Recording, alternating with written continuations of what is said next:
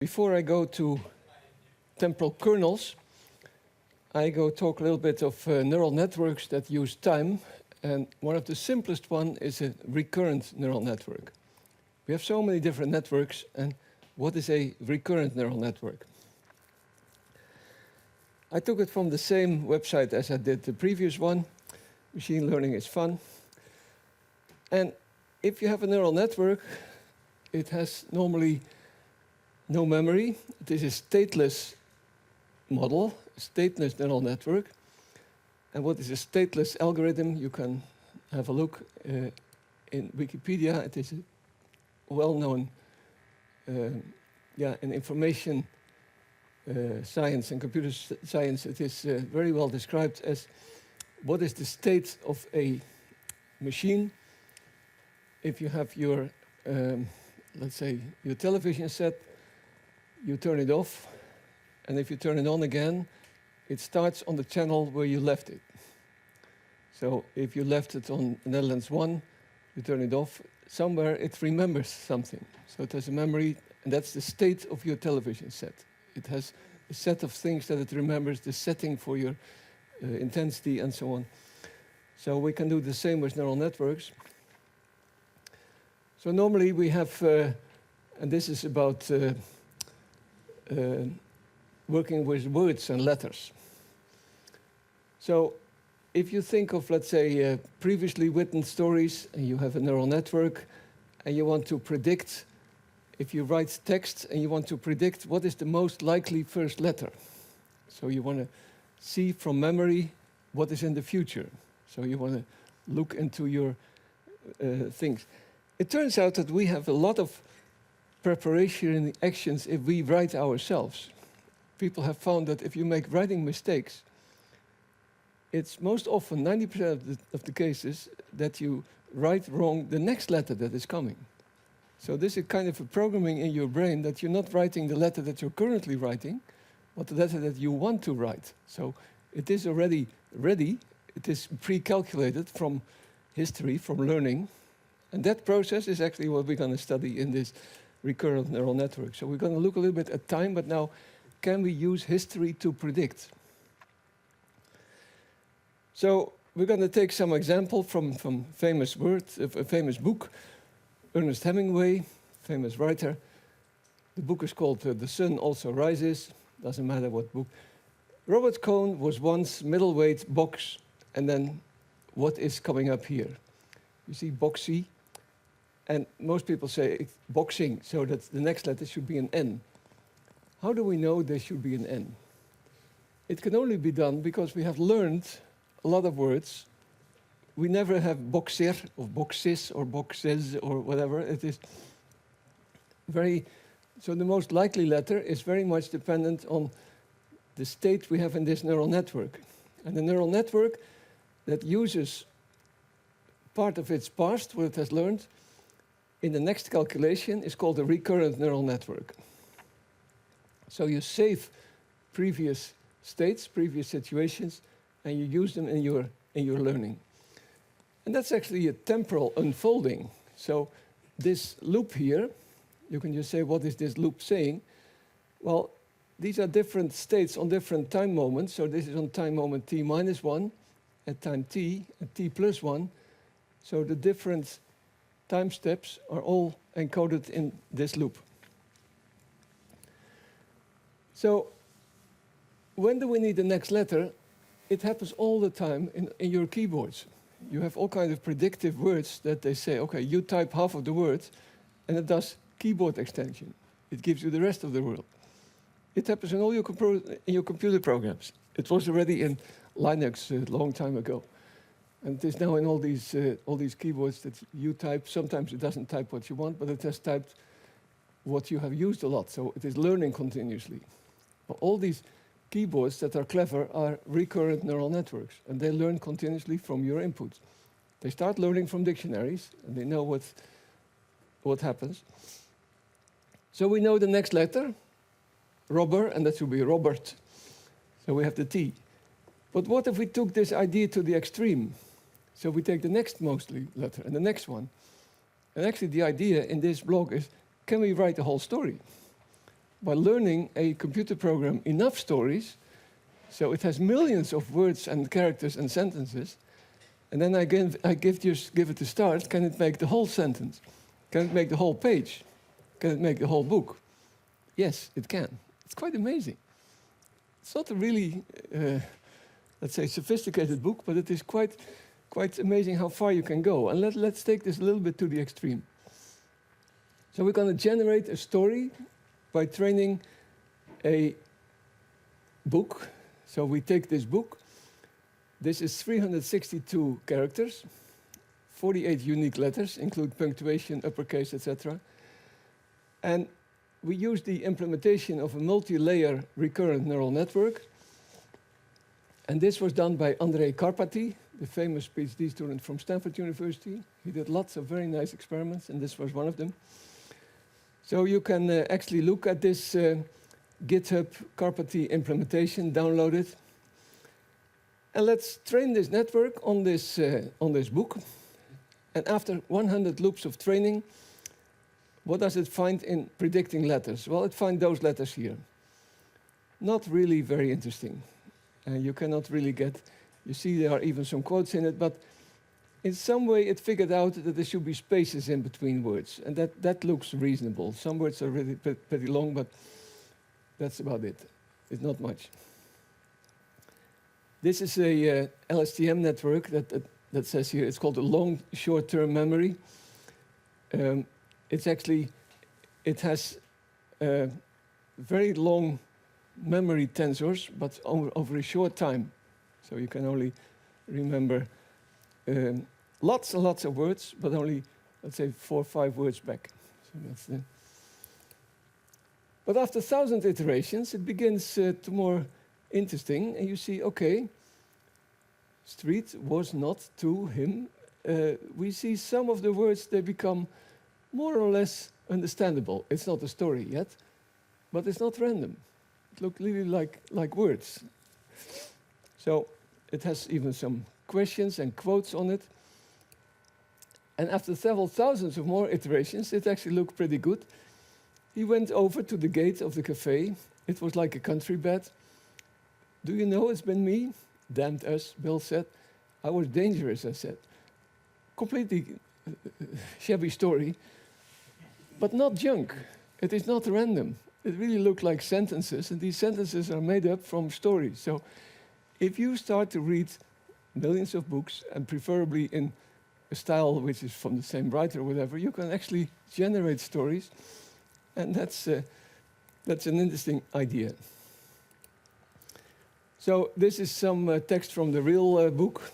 So sit down, I've been looking for you. And so it's a lot of dialogues between people, and what the neural network gave was also kind of dialogues. And this blog by Andrej Karpathy is very nice to read, but you get now a trigger in this course to start reading about this if you want to see. Okay, so that's an appetizer for time. Now we go a little bit more into the mathematics of these kernels. And we're going to have a look at scale time kernels. So what are scale time kernels? Well, now we see time as a measurement, and a measurement with a finite aperture. I have a measurement time. That is the time I have my opening. So I make a movie and I have my frame time. So 120 is 40 milliseconds is the time that I have my aperture open and I take a picture. So time is also multi-scale. You have very tiny times. You can measure in picoseconds, or you can measure in minutes or in months. It's all from coarse to fine. So on a watch like this, you have lots of scales. And the same derivative structure and the same multi-scale structure we have in time as we have in space. We remember this as what's called the n-jet. N is then the number of derivatives, so this is the 5-jet. Another 4-jet, 0 derivative, first, second, and so on. This is for a 2D image. Now we have a 1D signal, that's time. So we only have 1D derivatives. And we know the structure because we have infinitely precise data here, but we observe with a Gaussian kernel. If you take the derivative, you can put a derivative inside and you convolve with the Gaussian kernel. You can see this also in the Fourier domain. This becomes minus I omega. This becomes a dot product, a multiplication. It's all linear, so you just move the minus I omega to here, and you see that it is the same. Can we extend this to the temporal domain? Or can we extract spatio-temporal operators? If you measure in V1 what these cells actually do, they have measured from these receptive fields that they do like this. So it's not a constant receptive field. It changes over time. And you see that here are all the frames, 10, 30, 45, every 15 milliseconds. And you see it's negative to the left, and positive, green to the right. This is the maximum. Here it goes down, it is 0 again. And here it inverts. So now I have green to the left. So it goes like this. It flips. And this is measured with a reverse correlation technique. That's actually the way that you say, I have a stimulus. And this is a black and white stimulus all over the place. It just goes in time randomly. And I measure all the spikes at the moment of this frame. So when a particular frame was presented, you measure a spike of this V1 cell. And you record them, 100,000 of these spikes. What you can do then is you make 2D histograms. You say, okay, at this spike, I see that how often was this stimulus generated? And then you make a 2D probability histogram that you say, okay, there was a spike when at this position there was a white stimulus. So you get a very nice, from that moment, a sensitivity pattern. You measure positive, you measure negative. And this 2D histogram, this guy is this picture. But because we have it recorded over time, we can also say, okay, what happens actually a few milliseconds before or after? So actually, it could only be after. So what happens 5, 10 milliseconds after this particular stimulus? And then you measure here the same 2D probability histogram. So that's a stimulus time histogram. And then you measure it for different time frames. And then you get the frames of the movie. So you measure at different times. You say, okay, let's take all the probabilities 15 milliseconds after my spike, 30 milliseconds, 45 milliseconds. So that's a nice way to measure the temporal sensitivity together with the spatial sensitivity. So this is spatio-temporal multiscale. What is the scale of the time? Well, we're going to see, okay, in time, it's also going up, going down. So that's also a Gaussian derivative. It also has a certain sigma, but that's then called tau. And that's the standard deviation of the Gaussian aperture function in the time domain. So we can heavily actually time measurements in two ways: pre-recorded frames or real-time frames. Well, pre-recorded frames are very easy. You just have all your frames, and they are just like pixels. You take a Gaussian in the time domain, so you have x, y, and time. So that's actually quite simple. You take exactly the same first, second, and so on, high-order derivatives along the time axis as you take them in the x-axis or the y-axis. But it can also be real time. And humans are real time. That means we continuously get data in. And what is our time axis? That's not the time axis that we can take a Gaussian or Gaussian derivative, because a Gaussian needs to go from all the way forward to all the way left. And in real time, I have a half axis. I can go to the present moment, but I cannot to the future. So how do I deal with my Gaussian? It doesn't work. I can only stick my Gaussian to the past. So that's a problem. And that gives a little bit of a strange effect. So this half axis gives the time representation like here. And this present moment you can never reach. You can say, okay, I can do a measurement right now, but then it's already past. You can take a measurement of 1 picosecond, but no matter how short you take it, so the same as in the spatial domain, you cannot take sigma to 0. you can also not take tau to 0. So you never reach the present moment. Any measurement aperture, or the operator, will be infinitesimally smart duration you needed, and that doesn't exist. Koundering said, well, if we now take time not as a linear scale, but as a logarithmic scale, it solves a lot. Because if I now take log t, this is t, so I have now plotted t here, and t goes only on this negative axis, past time. But if I take the log, I can take the log from very tiny to very large negative values. I get all values, and this is my s, my transform time, is the present moment. S has now all values. So on the S scale, I can do normal diffusion. Take a normal Gaussian. What is this? That's actually a text which I forgot to edit. I'll do the editing later, and I'll show you what happens here. If I take a new time, and I call that dimensionless elapsed time. So what is the t0 is my present moment, t is my time. So this is my elapsed time, so how much time has it been since the present moment. And I divide it by tau, and this is a time scale with the dimensions of time. So this whole thing is dimensionless. And now I want to do diffusion in a new mapping, and this mapping is called ST, and I want to find out, I will see that S is logarithmic, what this mapping should be. And I want to have diffusion, and you remember the diffusion was the second derivative, is the derivative to scale, so I want to have the diffusion in this domain. And Koundering, in a very nice paper, he showed that if you have then a scaling term, if you go from ds to mu, that should be inversely proportional to mu.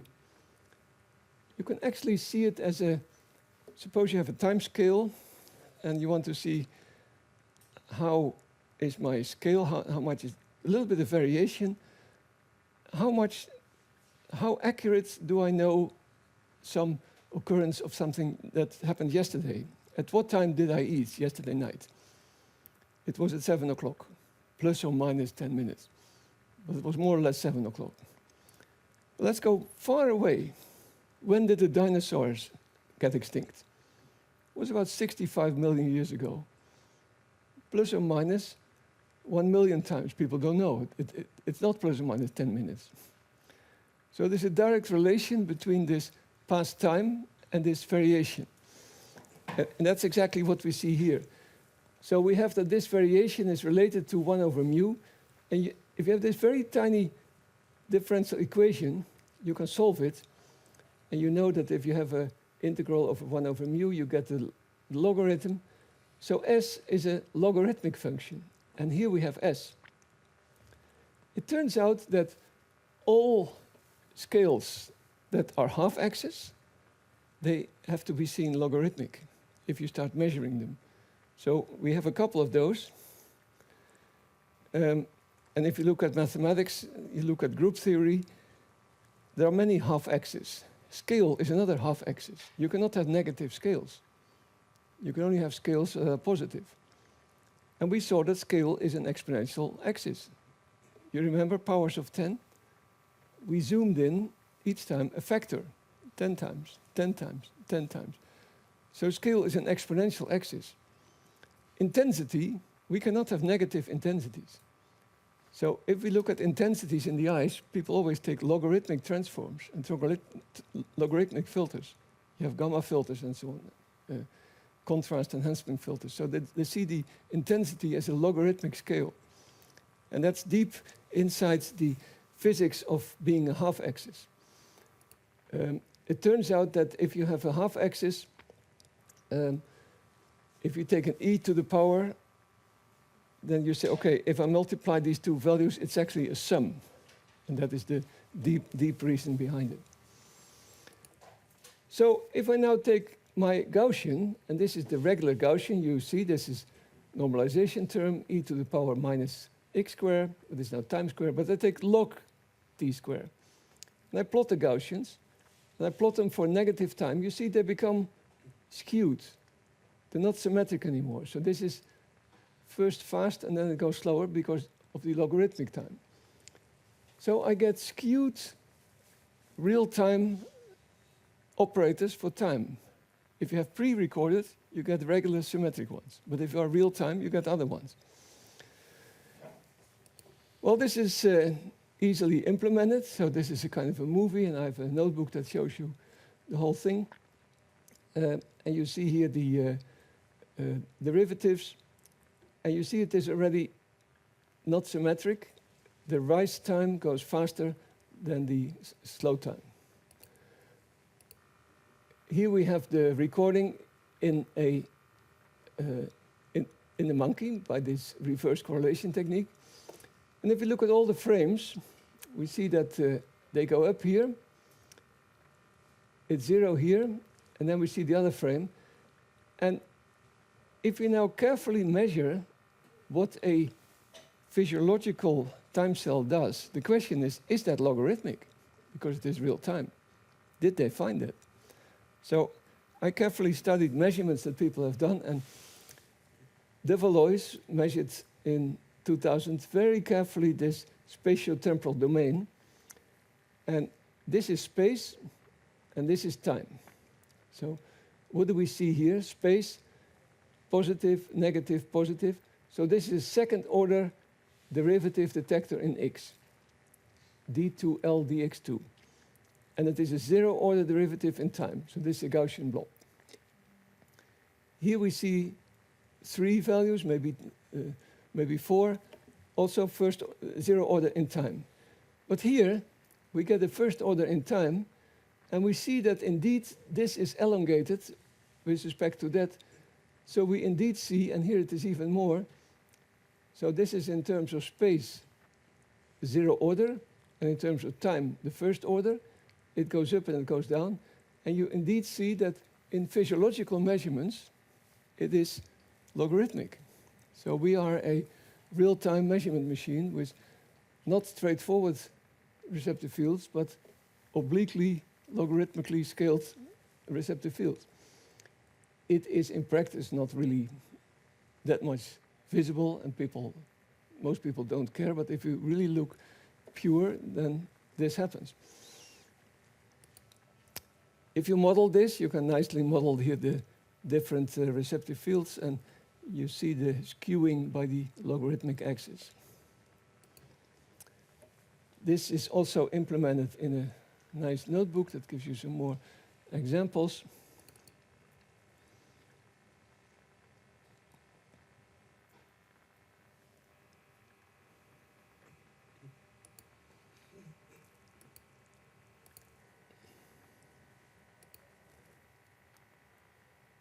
And you can play. Of course, we do the conventional initialization. And we get all our GD functions. I close it. We have the same stuff as the derivatives. And if you have pre-recorded time sequences, you have the regular Gaussian derivatives, which are completely identical to the spatial dimensions, but now we have time here instead of x. So let me run the whole notebook. If you take a spike function, so I take here, I make a field of zeros, and I make the central one very big, 10 to the power of 8. And now I take the first derivative of the spike function, you get it here. But I also take the spike function as a function of time.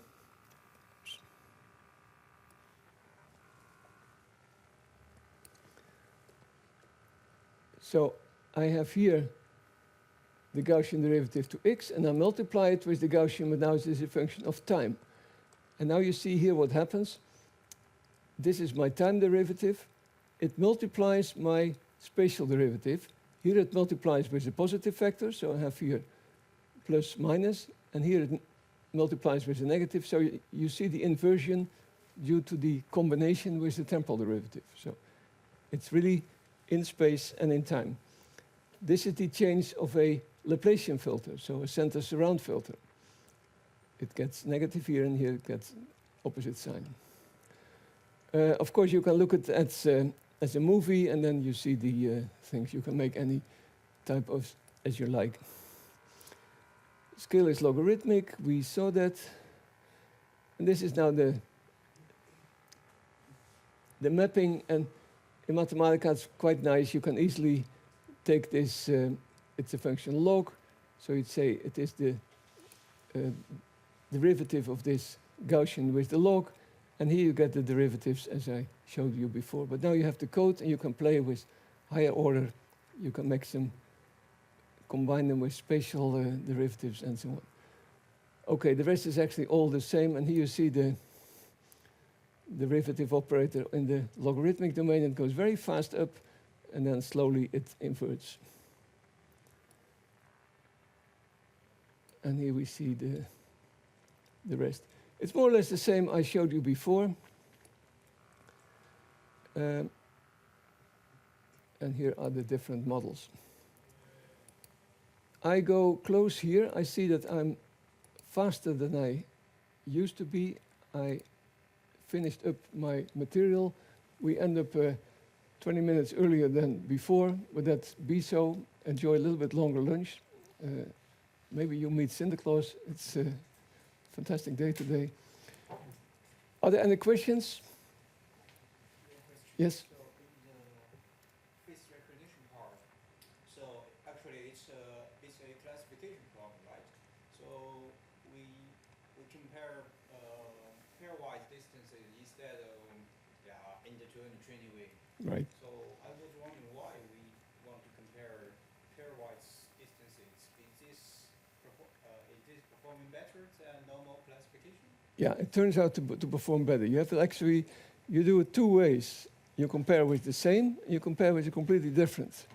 So you have actually two inputs in making your error going to the right way. You minimize the difference between the same person, and you maximize the difference with a completely different person. It depends on the scale of your data set. If you compare to only 20 faces, you have a gate, and you want to have access only for 20 specific people. You only have to compare a face that the camera is seeing with 20 faces. But if you have incredibly more faces, you have to update a little bit more clever way, and this turns out to be more effective. But you're right, it is a similarity distance.